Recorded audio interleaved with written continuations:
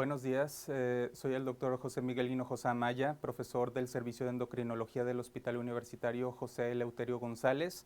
El día de hoy vamos a ver la clase de hiperfunción tiroidea y tiroiditis, que podemos resumir como los trastornos hipertiroideos o tirotóxicos, como vamos a ver más adelante. Para comenzar, quisiera hablar unas cuantas nociones de anatomía tiroidea. Hay que recordar que la tiroides se encuentra en la región anterior del cuello y que se encuentra por delante de la tráquea. El istmo lo podemos encontrar por delante de los dos primeros cartílagos traqueales y hay que recordar que tiene dos lóbulos, el derecho y el izquierdo, unidos por el istmo, y que potencialmente puede haber un tercer lóbulo, que es el lóbulo piramidal, y que se puede extender en la porción baja del cuello. Del lado derecho de su pantalla pueden ver la tiroides con su relación importante con la laringe hacia arriba, donde la toca los lóbulos o los polos superiores de los lóbulos, y con la tráquea en los cartílagos traqueales, que son tocados por los polos inferiores. Una relación posterior que es muy importante de la tiroides es la relación con las glándulas paratiroides, como podemos ver en la pantalla, ya que en casos de una tiroidectomía un cirujano debe de tener cuidado de no resecarlas por esa relación posterior. Ahora, hay que recordar que en el cuello tenemos varios compartimentos y estos compartimentos están rodeados por fascias. Entonces la tiroides se va a encontrar en una fascia, dentro de una fascia que se llama fascia pretraqueal, y esa fascia pretraqueal también va a incluir la tráquea y el esófago. Una relación importante es ese punto que se ve entre la tráquea y el esófago en el espacio pretraqueal, que son los nervios laringeos recurrentes. Entonces también durante una tiroidectomía el cirujano puede lesionar el nervio laringeo recurrente y entonces causar algunos problemas de parálisis de cuerdas vocales. Hay que recordar que este compartimiento pretraqueal va a estar por detrás de los músculos banda, que son los infrayoideos, y también va a estar por detrás del esternocleidomastoideo y del platisma.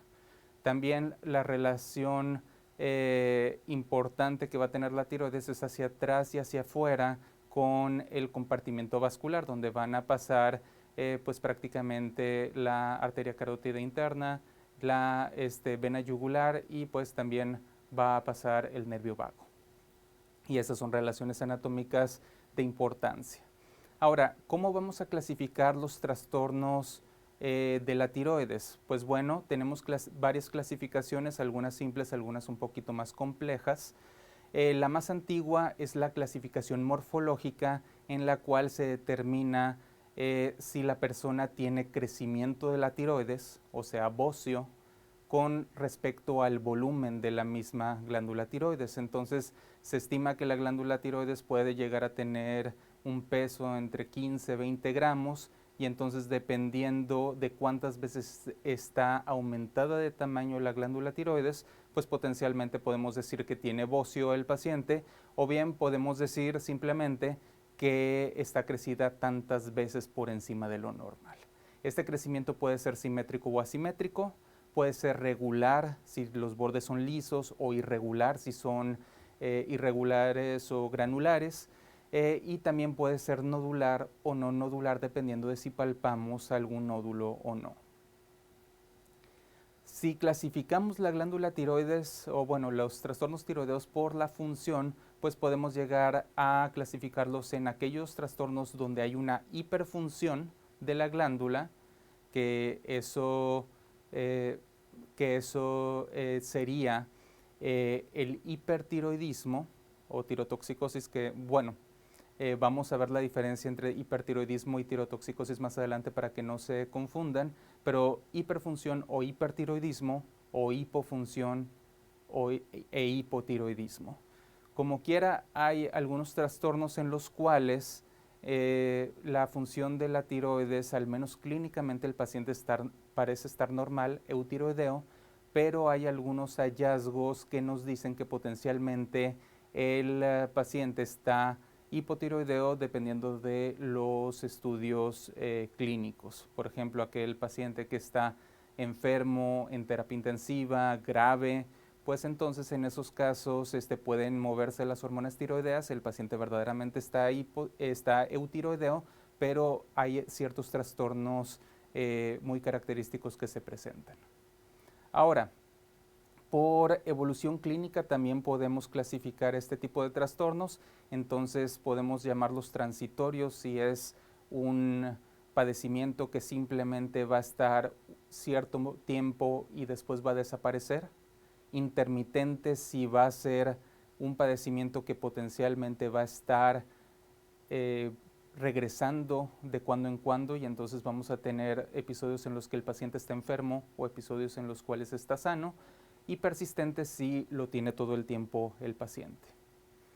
Ahora, en cuestión de la función combinada con la evolución clínica, pues podemos tener al paciente con hipotiroidismo transitorio, por ejemplo, aquellos que consumen cargas importantes de yodo y que la tiroides se aturde o deja de funcionar por el efecto Wolff-Chaikoff, o podemos llegar a tener un hipertiroidismo intermitente, por ejemplo, en aquellos pacientes que tienen tiroiditis de cuando en cuando y entonces tienen episodios en los cuales la tiroides libera hormonas intermitentemente, ¿verdad? Y también podemos llegar a tener estos dos de manera persistente, como sería, por ejemplo, en la enfermedad de Graves, si es hipertiroidismo, o en la enfermedad de Hashimoto, si es hipotiroidismo. Ahora, en cuestión de la morfología del bocio, podemos decir que es difuso si el crecimiento es parejo y toda la tiroides conserva su forma y crece simplemente varias veces su tamaño sin definir ningún nódulo.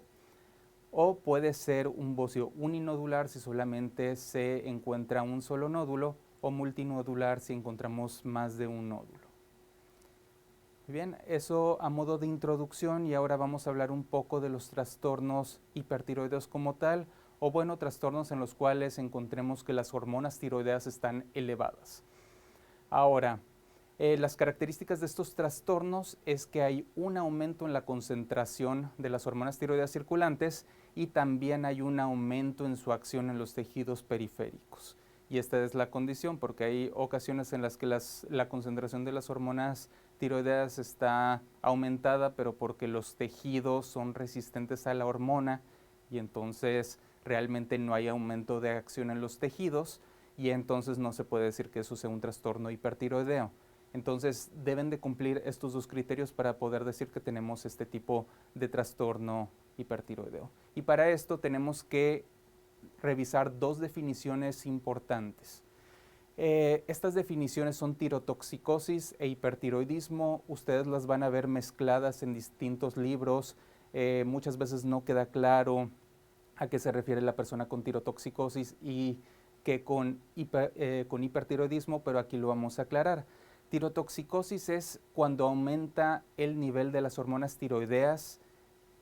¿Encuentran ustedes una clínica compatible de tirotoxicosis, o sea, de acción de las hormonas tiroideas en los tejidos periféricos? Pero esto es independientemente de la causa de elevación. Usualmente esto sucede cuando la tiroides libera espontáneamente sin secreción la hormona tiroidea o cuando la persona ingiere hormona tiroidea de manera exógena. Una de las características de la tirotoxicosis es que va a tener captación baja de yodo. ¿Cuál es la lógica de esto? Pues la persona que está consumiendo hormonas tiroideas, lo que va a suceder es que pues ya se está haciendo el trabajo de la tiroides, entonces la tiroides no va a haber necesidad de hacer su trabajo porque ya los niveles de la hormona tiroidea están suficientes o altos.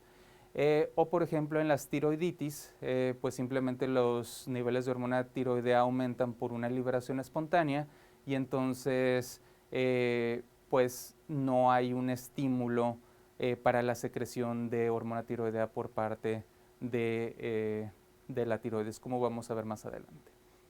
Ahora, ¿qué es el hipertiroidismo? El hipertiroidismo es el incremento de la función tiroidea.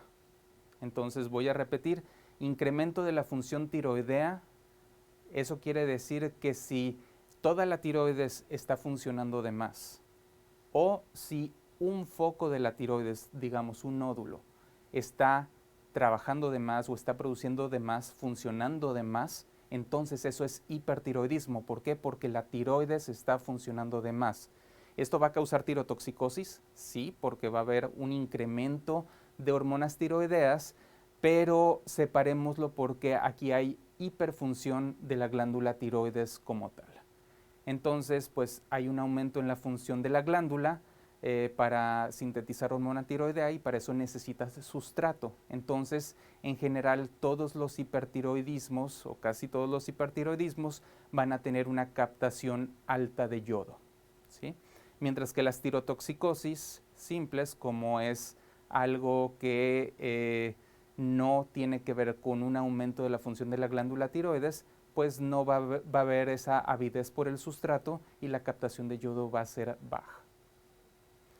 Ahora, ¿cuál es la etiología? Pues en general para tirotoxicosis es la tiroiditis o inflamación de la glándula tiroides, que quizás los subgrupos de tiroiditis van más allá de pues, los objetivos de esta clase. El consumo de hormonas tiroideas exógenas también potencialmente causa tirotoxicosis cuando se da en una dosis mayor a la requerida o cuando se utiliza de manera indebida por decisión del paciente. Y bueno, como mencionaba antes, los estados hipertiroideos pueden causar tirotoxicosis, pero aquí vale la pena mejor separarlos y, y mantener los estados hipertiroideos como estados en los cuales la función está elevada y va a haber incremento de hormonas tiroideas, ¿sí? Entonces, al menos para fines de examen, tirotoxicosis solamente va a ser un aumento de hormonas tiroideas que no sean por aumento de la función tiroidea como tal. Ahora, en cuestión de los trastornos que sí dan hipertiroidismo, que sí tienen aumento de la función, tenemos la enfermedad de Graves, que es el hipertiroidismo autoinmune, tenemos el nódulo tiroideo tóxico o enfermedad de Plummer, que también le llamaban, el bocio multinodular tóxico, que aquí son varios nódulos en la glándula tiroides que se vuelven autónomos y que empiezan a secretar hormona. El hipertiroidismo transitorio del embarazo, algunos de ustedes se preguntarán, pues si es el embarazo que tiene que ver con la tiroides, pues hay que recordar que durante el embarazo, sobre todo en el primer trimestre, se produce la gonadotropina coriónica humana y la gonadotropina coriónica humana comparte la subunidad alfa con la TSH.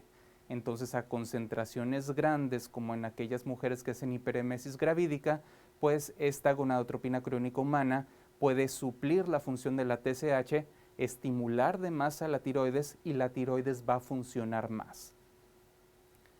Y una enfermedad muy rara es el adenoma hipofisario, productor de TSH o tirotropinoma.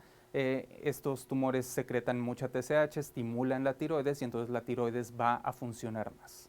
Pero es una enfermedad extremadamente rara. Ahora, en cuestión de variedad de tirotoxicosis, porque ya hablamos de lo común de tirotoxicosis, que son las tiroiditis o el consumo de hormonas tiroideas, pero hay varias variedades, que como les digo no las voy a describir todas en este momento, pero vale la pena que al menos las tengan enlistadas. Y pues son las tirotoxicosis transitorias, que pueden ser por tiroiditis subaguda, ¿sí? Una inflamación posterior a una infección viral y que dura algunas semanas, las tiroiditis silenciosas, que son tiroiditis que la persona no se percata, pero potencialmente se manifiestan con tirotoxicosis, las tiroiditis posparto, que es la inflamación de la tiroides después del parto, y las tiroiditis por radiación en aquellos pacientes que tienen radiación de cabeza y cuello o que reciben yodo radiactivo para destruir la tiroides, entonces potencialmente pueden tener tirotoxicosis transitoria. Y después tenemos la tirotoxicosis ectópica, que eso quiere decir que viene de un lugar que no es la tiroides. Esta hormona tiroidea no es la hormona tiroidea preformada que se libera por la lesión inflamatoria que tiene la tiroides en las tiroiditis, sino que en estos casos la hormona tiroidea viene de otro lado. Y entonces lo más común es la tirotoxicosis facticia, donde la persona está tomando hormona tiroidea y entonces pues aumentan sus niveles de esta hormona. O otra de las opciones es el estrumovari, cuando hay un teratoma ovárico benigno, funcionante, que tiene tejido tiroideo, pues entonces el ovario empieza a producir hormona tiroidea. Ojo, no hay hiperfunción de la glándula tiroides. Si se hace un gamagrama, va a salir cero captación de la glándula tiroides. ¿Por qué? Porque el ovario lo está produciendo y entonces eso no es hipertiroidismo, es tirotoxicosis de origen ectópico. Y finalmente tenemos el cáncer folicular metastásico, que es pues extremadamente raro que funcione, o es raro que funcione, pero sí, potencialmente las metástasis del cáncer folicular pueden producir hormona tiroidea. Muy bien. Ahora, ¿qué es lo que sucede en las tirotoxicosis? Pues si nosotros hacemos un gamagrama tiroideo, pues lo vamos a encontrar así como lo ven en la imagen. Vamos a encontrar que no hay captación de glándula en la glándula tiroides. Si ustedes buscan la silueta de la glándula tiroides en ese gamagrama, no la van a encontrar, y eso es compatible con una tirotoxicosis, o sea, con un trastorno que no tiene aumento de la función tiroidea. ¿Sí? Y ahora vamos a ver las variedades del hipertiroidismo, o sea, los trastornos que sí tienen aumento de la función de la glándula tiroides. Y en estos casos pues tenemos las causas autoinmunes, como la enfermedad de Graves que les mencionaba. También hay algunos pacientes que tienen enfermedad de Hashimoto, en los cuales se producen algunos anticuerpos que alcanzan a estimular transitoriamente el receptor de TSH, y entonces lo que sucede en estos casos es que la glándula tiroides empieza a producir. Entonces eso se le llama hashitoxicosis, ¿sí? Y eso es un trastorno hipertiroideo, o sea, hay hipertiroidismo como tal. Ahora, también puede ser el hipertiroidismo nodular, que se le llama autónomo. ¿Por qué? Porque un nódulo decidió tomar la autonomía sobre la glándula tiroides. Y entonces aquí tenemos dos, que es el adenoma tóxico o enfermedad de Plummer, o el bocio multinodular tóxico, que pues son varios nódulos que se hacen autónomos y que empiezan a secretar hormona tiroidea. Después tenemos el síndrome de TSH inapropiada, que esto se caracteriza por una elevación de la TSH a pesar de que las hormonas tiroideas están elevadas. Normalmente, si nosotros tenemos una elevación de las hormonas tiroideas, pues va a haber una retroalimentación negativa en la hipófisis y la TSH va a bajar, ¿sí? En estos casos la TSH permanece alta y puede ser por dos razones. Uno, porque la hipófisis sea resistente a las hormonas tiroideas y entonces no tiene ese efecto de retroalimentación negativa, y entonces la hipófisis sigue produciendo TSH porque no siente que hay hormonas tiroideas circulantes, y esto tiene como consecuencia que hay mayor estímulo de la glándula tiroides y la glándula tiroides va a producir más hormona. También vamos a tener, como les mencionaba antes, el tumor hipofisario productor de TSH o tirotropinoma, pero esto es algo extremadamente raro. Ese tumor produce TSH y la TSH pone a trabajar la tiroides, y entonces va a haber un aumento de la glándula tiroides como tal, de la hormona tiroidea como tal. Tenemos la enfermedad trofoblástica, igual que el hipertiroidismo transitorio del embarazo, pues la enfermedad trofoblástica potencialmente puede producir niveles elevados de gonadotropina coriónica humana, y estos son la mola hidatidiforme y el coriocarcinoma. Entonces hay que tener eso en mente cuando estemos enfrentándonos a uno de los trastornos hipertiroideos y que estemos buscando la etiología. Y finalmente tenemos el inducido por yodo. Recuerden, así como había un efecto de Wolff-Chaikoff, que ese efecto de Wolff-Chaikoff va a hacer que al recibir una carga de yodo, la glándula tiroides se va a aturdir, va a inhibir la síntesis y va a inhibir la liberación de hormona tiroidea. Hay otro efecto que se llama efecto Jod-Basedow, y ese efecto Jod-Basedow lo que va a hacer es que al recibir la carga de yodo, la glándula tiroides va a tomar más sustrato y va a hiperfuncionar. Entonces ese es el hipertiroidismo inducido por yodo. La característica es que como ya hay mucho yodo presente, porque es inducido por la captación de yodo en esta glándula puede resultar baja y es el único trastorno hipertiroideo que va a tener captación baja. Ahora, básicamente así es como nosotros veríamos la tiroides en la gammagrafía tiroidea. Vemos que en la normalidad pues vamos a tener una captación pareja de la silueta de la glándula tiroides, pero en el bocio multinodular vamos a encontrar nada más algunos nódulos o algunos focos dispersos donde la glándula está hiperfuncionando y la glándula normal, la parte que no tiene nódulos autónomos, no se va a observar en la, pues en la gammagrafía. ¿Por qué? Porque pues esa parte no está funcionando porque no tiene el estímulo de TSH. Ahora, podemos encontrar una gammagrafía donde tenemos un nódulo frío, en la cual podemos tener una tiroides normal y vemos entonces que hay de repente un hueco en la gammagrafía y eso nos dice que ahí hay un nódulo que no está funcionando y ya cuando vean la clase de nódulo tiroideo les van a explicar las implicaciones del significado de encontrar un nódulo frío. También en enfermedad de Graves o en hipertiroidismo autoinmune, lo que vamos a encontrar es una captación difusa e intensa, aumentada, de la glándula tiroides. Entonces, pues la glándula tiroides se va a pintar de manera intensa con el yodo radiactivo. Y finalmente, si tenemos un nódulo solitario que es autónomo, como en la enfermedad de Plummer o bocio nodular uninodular tóxico, pues vamos a encontrar un nódulo caliente, que es nada más el nódulo, y el resto de la tiroides va a estar suprimido porque no hay presencia de TSH, consecuencia del hipertiroidismo que está causando este nódulo. Y por ejemplo, este es un ejemplo gammagráfico de una enfermedad de Graves. Fíjense cómo la tiroides está captando el yodo de manera muy difusa y se puede distinguir la silueta de la glándula tiroides fácilmente. Aquí este paciente tenía la particularidad de que tenía un nódulo frío en el óvulo derecho y ahí por eso ven una zona que está más azul del lado derecho de la tiroides en lugar de estar más roja y eso pues quiere decir que ese nódulo no estaba produciendo hormona tiroidea como el resto de la glándula. Y pues comparen entonces las gammagrafías de un paciente con tirotoxicosis por tiroiditis, donde pues ven que la captación de yodo a las 24 horas es de 3% y no pueden distinguir nada porque se ve completamente negro el gammagrama. Y fíjense cómo se ve en el hipertiroidismo por Graves, que está la silueta de la tiroides muy bien definida y tenemos una captación de yodo del 50%. Estas son gammagrafías de pacientes reales que he visto en la consulta. Y ahora, ¿cuál es la clínica? ¿Qué es lo que vamos a encontrar en el paciente que tiene hipertiroidismo? Pues los síntomas se van a presentar con distintos porcentajes. Si la persona tiene enfermedad de Graves, pues el bocio va a ser lo más común que se va a encontrar, aunque también hay personas con enfermedad de Graves que pueden no tener bocio.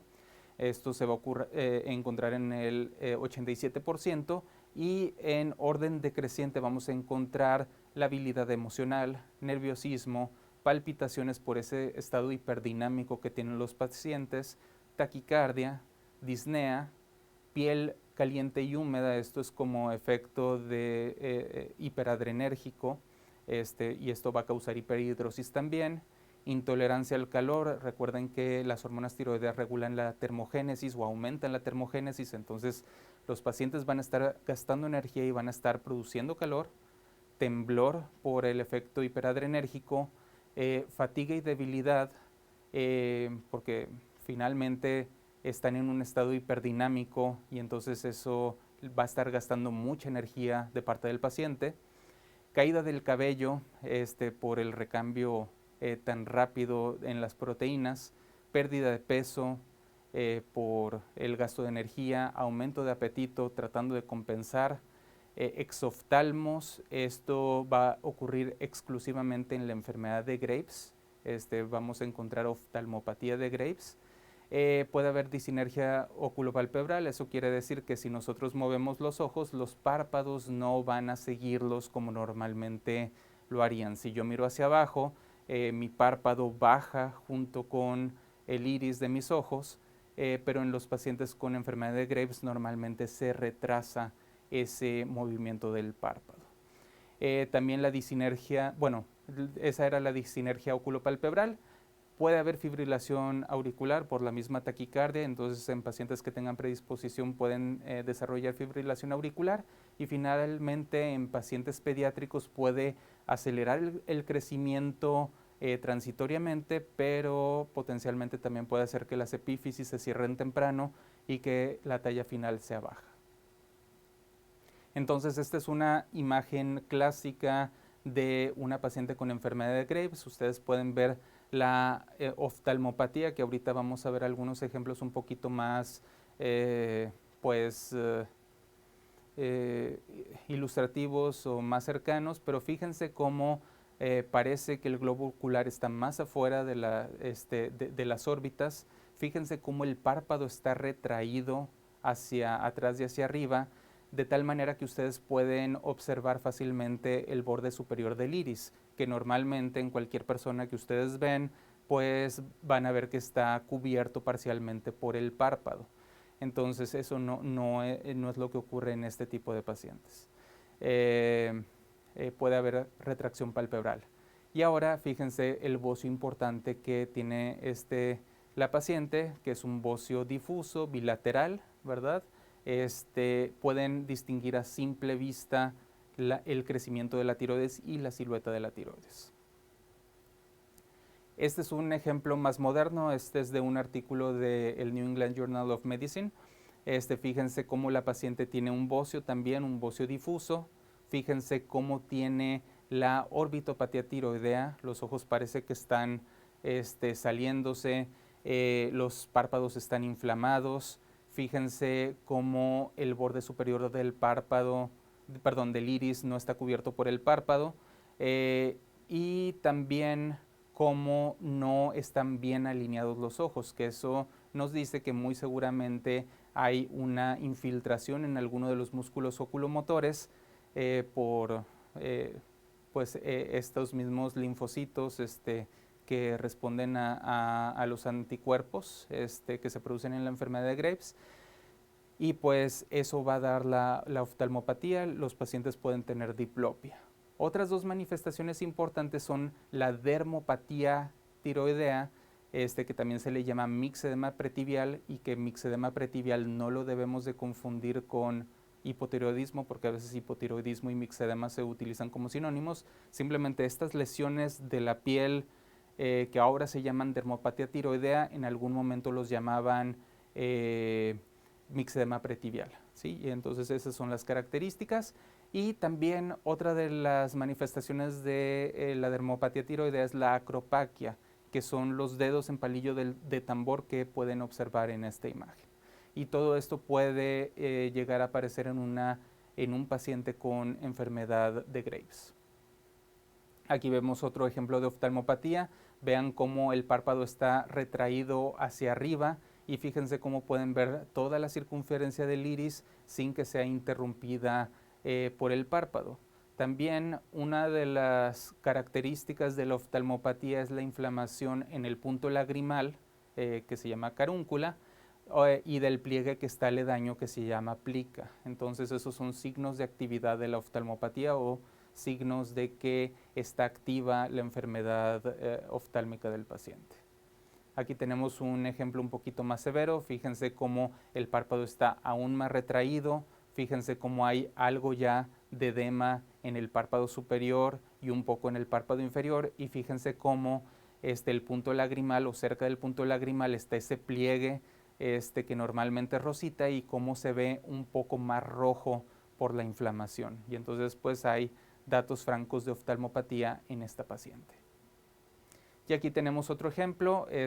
Fíjense cómo además de la retracción palpebral y del edema palpebral, fíjense cómo hay un defecto en la alineación de los ojos, muy seguramente por infiltración de los músculos oculomotores.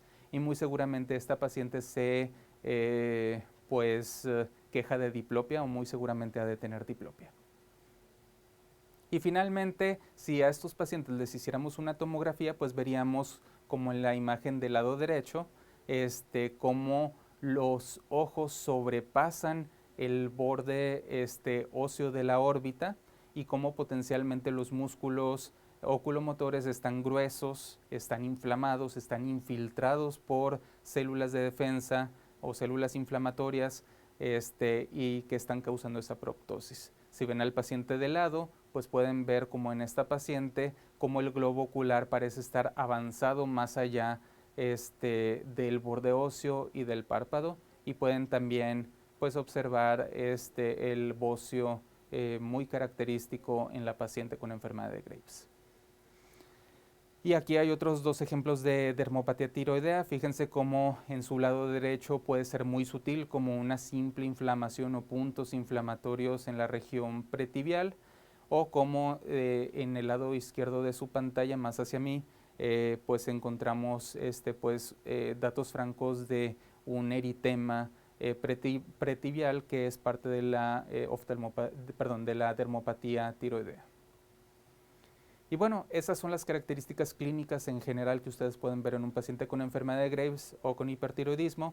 Hay diagnósticos diferenciales, definitivamente los efectos de la hormona tiroidea muchas veces son un poco pues no específicos, entonces puede ser que la persona tenga crisis de ansiedad y lo confunda con un hipertiroidismo, puede que la paciente esté embarazada y entonces pues el embarazo es un estado hiperdinámico y entonces empieza la persona a tener cambios los cuales puede confundir con hipertiroidismo.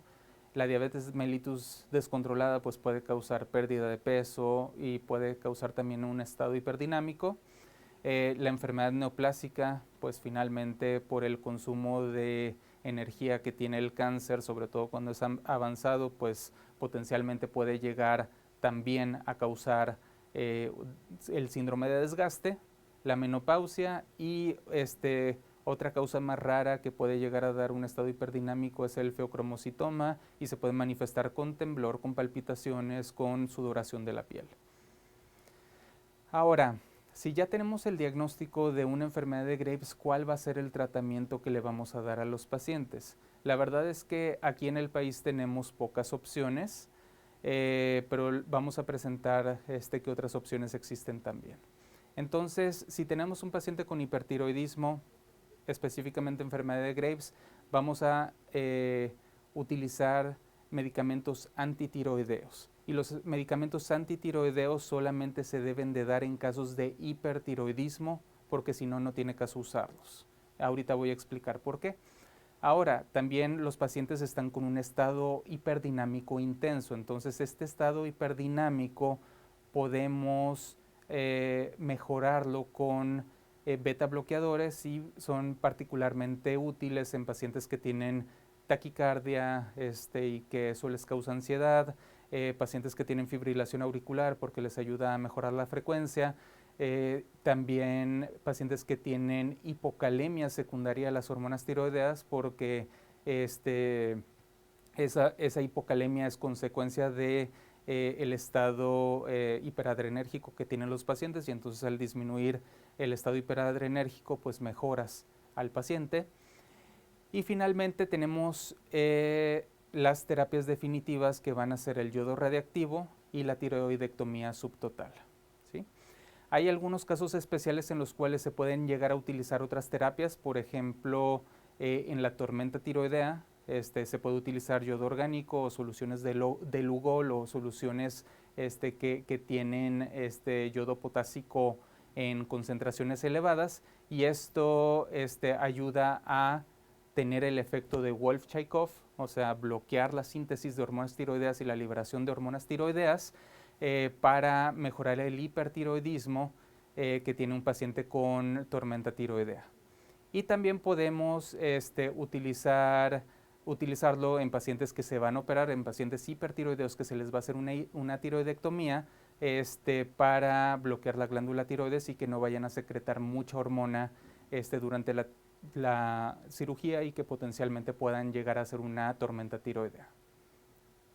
Y finalmente se pueden utilizar corticosteroides, pero los corticosteroides se utilizan casi exclusivamente en tormenta tiroidea, y aquí la función es que el corticosteroide disminuye la conversión de la T4, o tiroxina, que es la prehormona, en la hormona activa, que es la T3 o triiodotironina. Muy bien. Ahora, medicamentos antitiroideos, ¿cómo usarlos? Pues las indicaciones son simples, es cuando el paciente tiene hipertiroidismo, cuando tiene tormenta tiroidea, y en dado caso de que el paciente esté en el primer trimestre del embarazo, se puede optar por propiltiuracilo, nada más que el propiltiuracilo no lo tenemos disponible en el país, y pues frecuentemente vamos a tener que utilizar el mismo tratamiento, que es el Thiamazol. En cuestión de contraindicaciones, pues es cualquier hipersensibilidad, alergia, efecto adverso al medicamento o a sus componentes, pues no se puede dar este grupo de medicamentos, ¿sí? Ahora, ¿cómo utilizar el Thiamazol?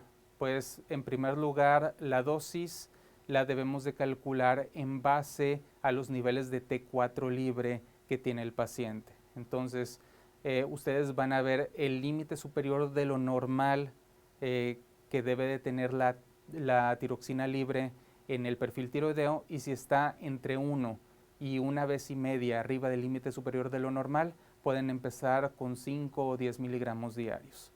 Si está más de 1,5 veces a 2 veces por encima de lo normal, pueden utilizar 10 a 20 miligramos, y más de 2 veces el límite superior de lo normal pueden utilizar entre 20 y 40, la dosis máxima son 60 miligramos.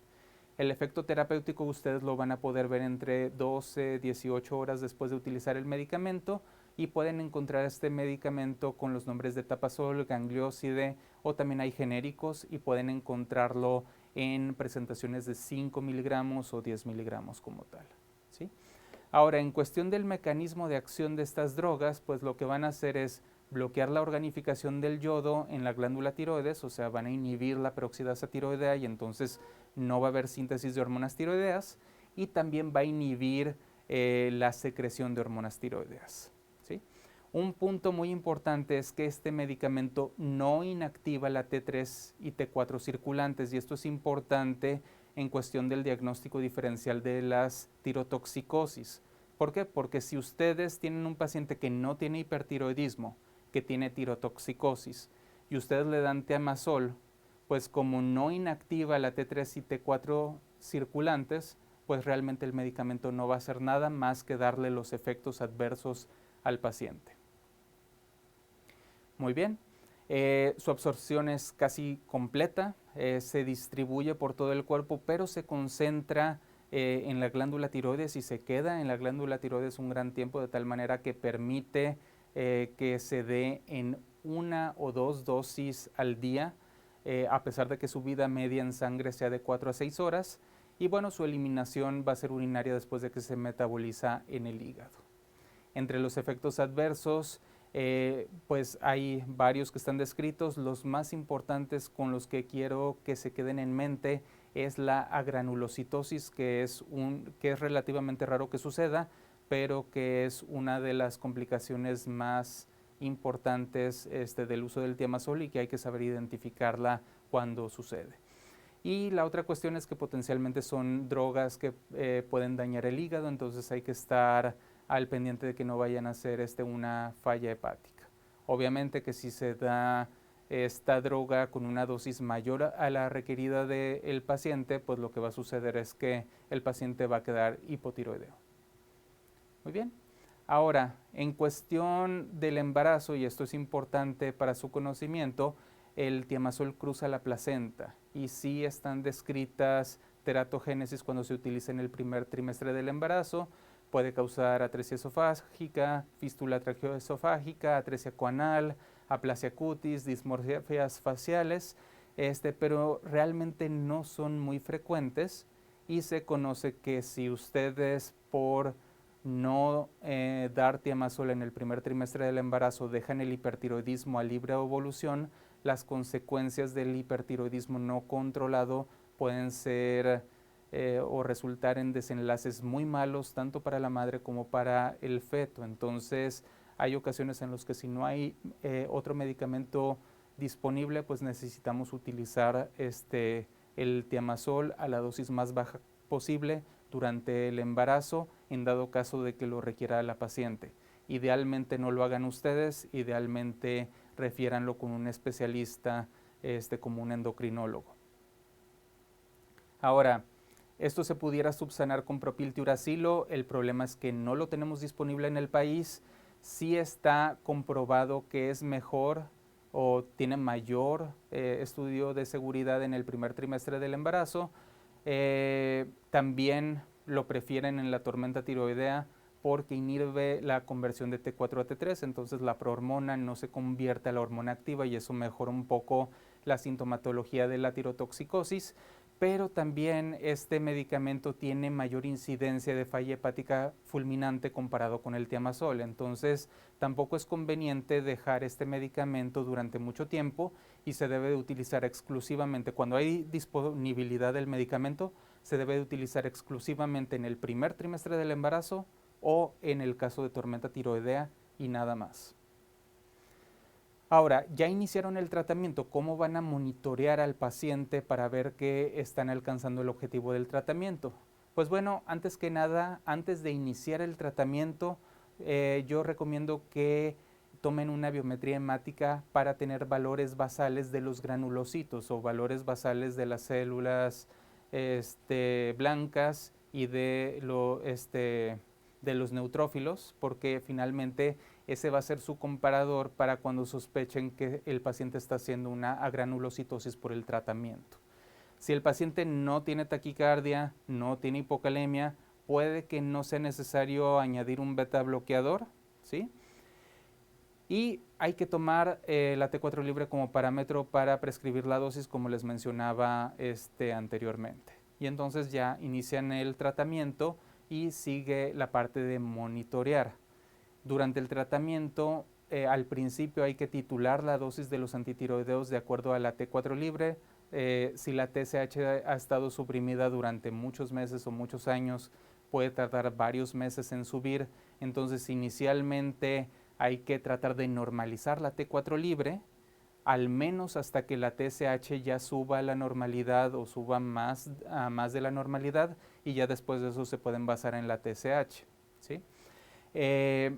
Es conveniente valorarlo las primeras 6 semanas de iniciado el tratamiento y posteriormente cada 4 a 6 semanas. Y ya una vez que alcancen niveles eutiroideos, pues pueden llegar a valorarlos cada 3 meses, cada 6 meses. Si el paciente está muy estable, lo pueden ver ya a veces cada 6 meses, cada año. Si el paciente en cualquier momento desarrolla fiebre, malestar general, faringodinia o rash, esos son datos de alarma importantes porque puede estar haciendo una agranulocitosis, que es una complicación potencialmente fatal del tratamiento con Thiamazol, y ahí lo que tienen que hacer es hacer una biometría hemática inmediatamente y compararla con la biometría hemática basal que ustedes ya habían tomado. Muy bien, eso con respecto a los antitiroideos. Ahora vamos a pasar a los beta bloqueadores. Las indicaciones en específico para enfermedad tiroidea es cuando tienen una tirotoxicosis sintomática o incluso si no tiene síntomas pero que tiene alto riesgo de complicaciones. ¿Cuál es ese alto riesgo de complicaciones? Pues si el paciente tiene enfermedad cardíaca, si el paciente tiene antecedente de arritmias o fibrilación auricular, o si tiene una hipocalemia secundaria a la tirotoxicosis o al hipertiroidismo. La dosis es de 10 miligramos cada 8 horas y se puede ir ajustando. La dosis máxima es 160 miligramos al día, no pasarse de eso, aunque en los casos de tormenta tiroidea sí potencialmente se pueden ir más altos, pero ahí lo mejor es que lo maneja un especialista. El efecto terapéutico puede iniciar a las 2 horas de iniciado el tratamiento, pero el efecto máximo del tratamiento no lo van a ver hasta varios días después de haber iniciado el tratamiento. Ahora, ¿cuál va a ser su mecanismo de acción? Pues va a bloquear el receptor beta adrenérgico y entonces eso va a aliviar muchos de los síntomas hiperadrenérgicos que tiene el paciente, pero también tiene la ventaja el propanolol nada más, no el resto de los beta bloqueadores, va a inhibir la transformación de T4 a T3 en los tejidos periféricos y entonces eso va a disminuir también los síntomas de la tirotoxicosis de una manera un poquito más rápida. Ahora, ¿cómo se absorbe? Pues usualmente la absorción es rápida, al 100%, sí cruza la barrera hematoencefálica y también la hematoplacentaria y eso es importante. La vida media del regular es de 3 a 6 horas, pero hay pues propanolol de liberación prolongada dura de 8 a 10 horas, entonces eso pues hace que se requiera menos frecuencia de dosis y la eliminación va a ser casi total por medio de los riñones.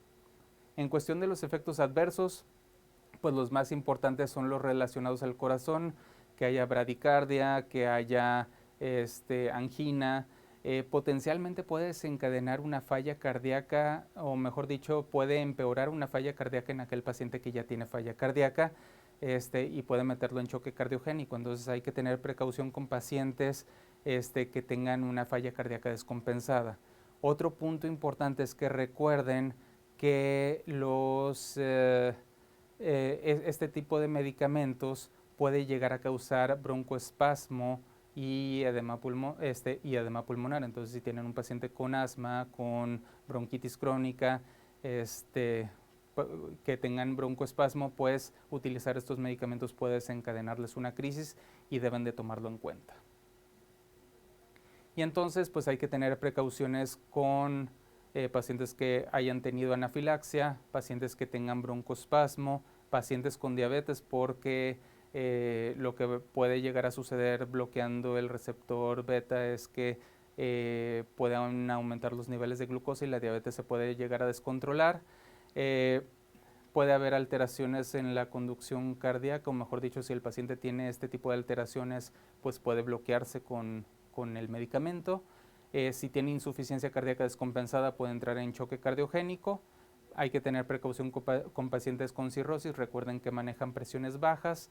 Y un punto importante es en aquellos pacientes que tienen feocromocitoma hay que tener cuidado porque estos pacientes tienen un tono alfa adrenérgico muy alto. Entonces, como lo alfa adrenérgico va a determinar la resistencia de los vasos sanguíneos, pues si dan un beta bloqueador sin un alfa bloqueador en el feocromocitoma, pues la resistencia periférica de las arterias va a vencer al corazón y puede desencadenar una falla cardíaca aguda. Y pues bueno, considerar que durante el embarazo cruza la placenta, sí se puede utilizar durante el embarazo, pero con una vigilancia estrecha, y nada más considerar que si se da cerca del momento del nacimiento puede causar bradicardia neonatal. Y finalmente tenemos las terapias definitivas, o sea, eso es, ya no vamos a continuar con el tratamiento, vamos a quitar definitivamente el hipertiroidismo y para eso tenemos el yodo radiactivo, que es una de las formas poco invasivas y más efectivas de controlar definitivamente la enfermedad de Graves o el hipertiroidismo. La desventaja es que una gran cantidad de pacientes quedan hipotiroideos después de esto, pero aún así es hasta ahorita la mejor terapia definitiva que tenemos. La otra opción sería la tiroidectomía subtotal, sin embargo está casi en desuso porque implica los riesgos de la anestesia, los riesgos de las lesiones del nervio laringio recurrente o de las paratiroides. Es invasivo, requiere hospitalización, más sujeto a complicaciones. Algunos pacientes que no están debidamente bloqueados potencialmente pueden hacer tormenta tiroidea. Entonces, usualmente esto se utiliza en casos de urgencia extrema, en los cuales la terapia médica no sea una opción, ni tampoco el yodo radiactivo. Imagínense este ejemplo, una mujer embarazada, y por estar embarazada pues tiene contraindicación para el yodo radiactivo, que hizo alergia al tiamazol o al propiltioracilo, ¿verdad? Y entonces no pueden utilizar estos medicamentos para poder, ¿cómo se llama? No pueden utilizar ni los medicamentos ni el yodo radiactivo para tratar al paciente. Y entonces en esos casos sí se puede hacer tiroidectomía subtotal. Finalmente, ya para cerrar la presentación, solamente una mención breve por la pandemia de COVID-19 o SARS-CoV-2. ¿Cómo afecta el virus a la tiroides? Pues bueno, puede afectarlo de dos maneras. Puede infectar directamente el virus a la hipófisis y causar un hipotiroidismo central, o a la tiroides y causar una tiroiditis. Y esto puede ocurrir directamente por el virus o a través de la inmunidad. Recuerden que hay una tormenta de citocinas que potencialmente se secretan en este tipo de pacientes o en este tipo de enfermedad, y entonces pues de ahí se van a originar las anormalidades tiroideas del paciente. La verdad es que no voy a entrar mucho en eso. Hay muchos diagnósticos diferenciales. Todos estos son los mecanismos de acción potenciales que pueden llegar a tener. Ustedes los pueden revisar con un poquito más de detenimiento. Y pues finalmente se lo resumo como que COVID-19 puede manifestarse en la tiroides como tirotoxicosis, y esto puede ser en forma de una tiroiditis que puede ser subaguda, puede ser una tiroiditis silenciosa, puede ser una tirotoxicosis por enfermedad de Graves. Hay pacientes que se pueden llegar a medicar de más con hormona tiroidea y entonces es una tirotoxicosis por levotiroxina. O también pueden llegar a presentarse como hipotiroidismo, y entonces pues puede haber un hipotiroidismo primario porque hay un daño directo del virus hacia la glándula tiroides, o puede ser un hipotiroidismo central por un daño directo del virus hacia la glándula hipófisis. Y finalmente, también los perfiles tiroideos pueden llegar a estar alterados simplemente porque el paciente está severamente enfermo, está grave, y entonces se manifiesta con los cambios del perfil tiroideo de aquel paciente que está eutiroideo, pero que tiene una enfermedad no tiroidea que le demanda lo suficiente. Y bueno, prácticamente esto es todo por mi parte, y pues nos veríamos en la clase presencial para la cuestión de las dudas, y también para la discusión de algunos casos clínicos, ya que veamos pues esta clase en vivo. Gracias.